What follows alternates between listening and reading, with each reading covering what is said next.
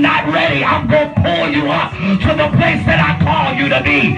Even though you feel like you're not adequate, I'm going to pull you to the place where you belong, because we ain't got no time to be playing no games. And we can play this thing and play on the devil's playground all we want to. But guess what? It ain't about who I like in the church and who I don't like in the church. It's about whether my life is saved and in order.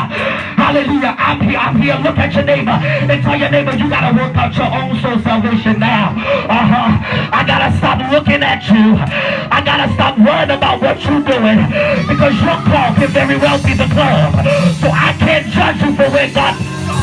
I can't judge you for where God has placed you. But wherever he placed you, I got to work out my own soul salvation. I'm preaching hard. He says... Preach on, sir. My God. He says to them, how is it... Jesus. How is it that it's the right time for you to make your money and build your own empires, but leave God's house a ruin? Bishop. My God. Bishop. How is it? That's scripture. Jesus. Yeah, That ain't me. That's what read Haggai, the first chapter. It's in there. He says, how is it that you're worried about your own house?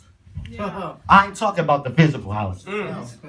But you're worried about your own house when my house is in ruins. Jesus. In other words, you're worried about what you need to do, and you're not allowing me to take control over your life, to do what I need to do in my house. Come on, Bishop. You're so selfish. Hallelujah.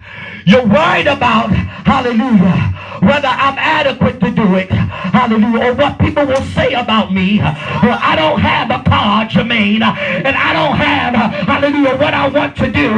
So I'm worried about me and not what he wants to do in me.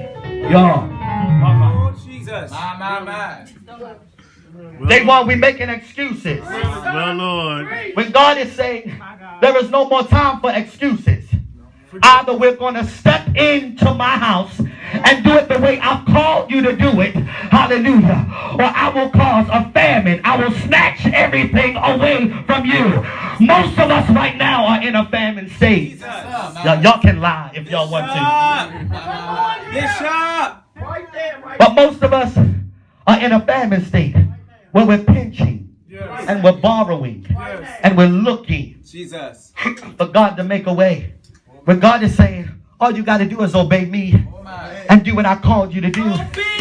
And the moment you obey what I called you to do, because I move swiftly, the car that you're waiting for to get fixed, I'll give you a new one.